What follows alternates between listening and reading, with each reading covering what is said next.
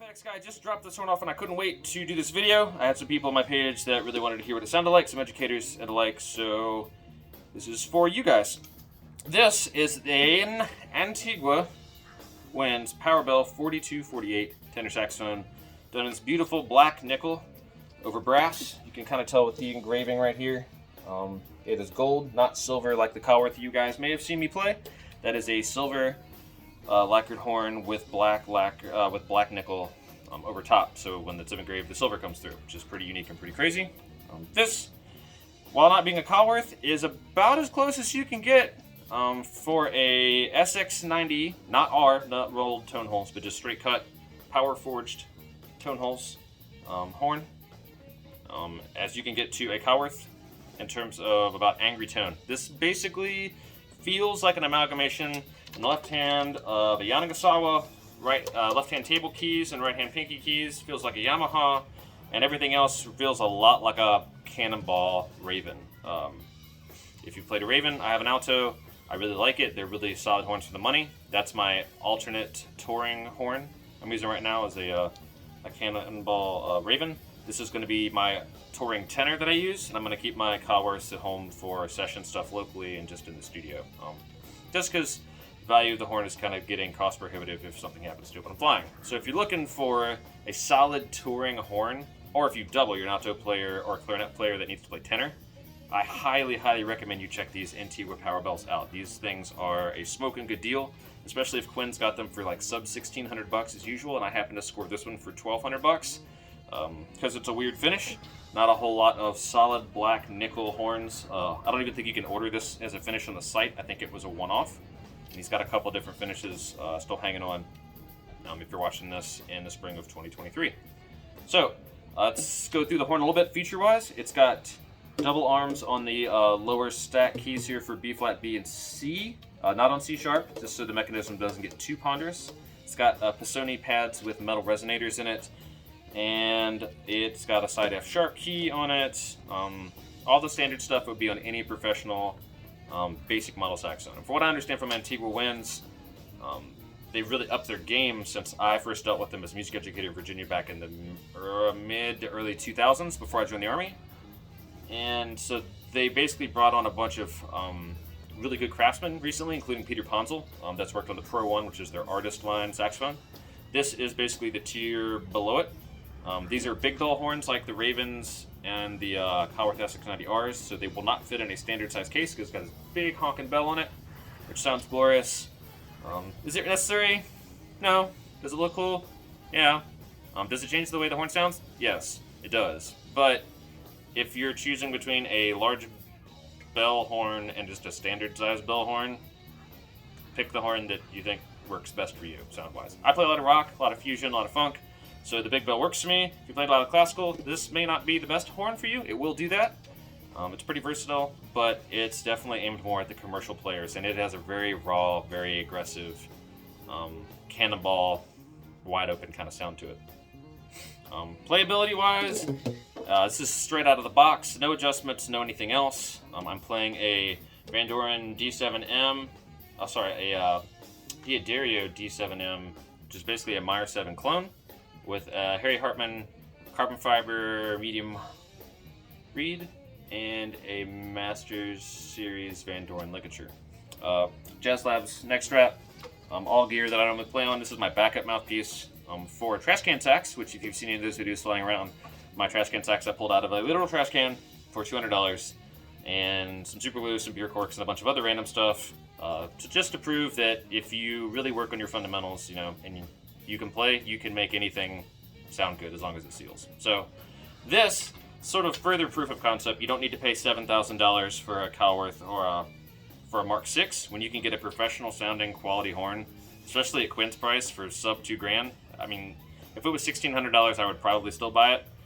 But for less than $1,500, you cannot get quality like this for anything, buying used or anything. You're going to take a chance on having a 50-year-old horn with 50-year-old horn problems, unless you find someone who doesn't know what they have, and then that's kind of on you if you want to go that route. So, enough of me talking. Here's some playing of the Antigua Powerbell 4248.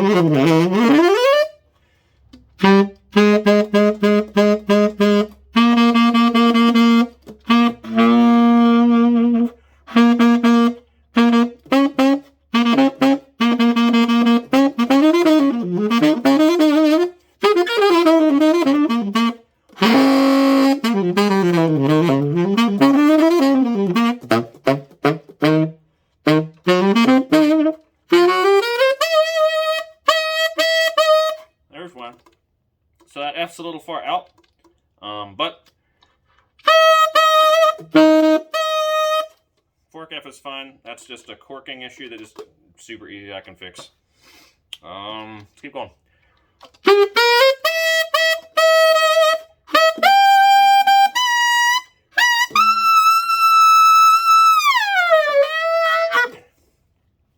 It's not bad for $1,200. Like, no, this is straight out of the box, dude. Like, no work. This is a ship from Seattle, 2-day air, and it's set in a FedEx warehouse because the rainstorms are so bad. I don't know if you can hear them behind me, but it's 50-mile-per-hour winds outside.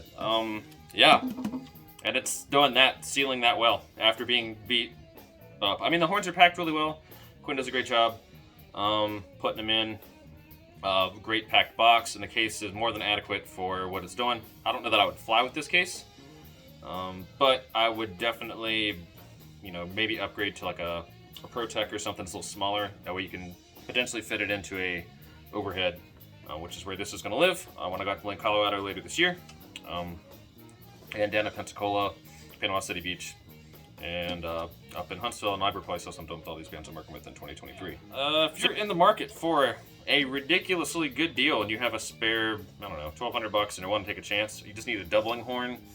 Or even if this is your main horn. Like, honestly, once I get some little corking issues with this sussed out and oil it, because literally this came out of a box straight off the assembly line, and it's just a couple little personal things for me as far as venting and stuff that just needs to get taken care of. To get it up just enough to where I, could use it as a mainline horn. Playing with, Nick Black or, any of these missions I'm doing coming up with the 313th Army Band. We're doing the anthem for, I think, Talladega 500 this year.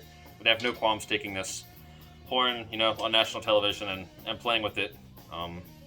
Because once it's set up, it should serve just as well as anything else I've got in my arsenal. That said, is it as nice as a Caldworth or Summer? Well, no. But it's also not really designed for that. Like, the Pro 1 series for them is really what that horn is meant for. If you're mainline saxophone, if I was going to play Antigua Winds stuff all the time, I would be very interested in checking out a Pro 1, especially if Ponsel's working on it. I have a Ponsel Mac on my alto, and it works really great. I have Warburton stuff on all of my tenors, and that works awesome too. I'll be interested to see next time when I come back up, bring my Warburton neck on it, see if that makes any substantial differences. It already is playing. I mean, that was like a trip C, with an F up there somewhere in Screamo world. So it doesn't really need the help, but it'd be really fascinating to do another video and see, if I put some trick parts to my other horn on there, call Terry at Warburton and see what he can do to help liven this up a little bit more. But for $1,200 for a saxophone, if you're in high school and you need a horn, this thing, go buy one. Have your tech set it up. If you're in college, look at it, adding tenor, just need a good horn you can take out on the road. As a pro, I have 12 or 15 saxophones. I think 4 or 5 tenors now. I have 8 altos, Selmer Paris stuff, Caldworths, Yamahas, vintage Bushers, Kahns, Martins. This is a legitimate horn. These things, I could not find any videos on these things. So I was willing to take a chance. Had a couple really good weekends, some good gigs, had some extra cash lying around, needed a tenor, and Trash Can Sax was sort of a novelty for $200. This is going to be a functional, serviceable horn that I can use on tour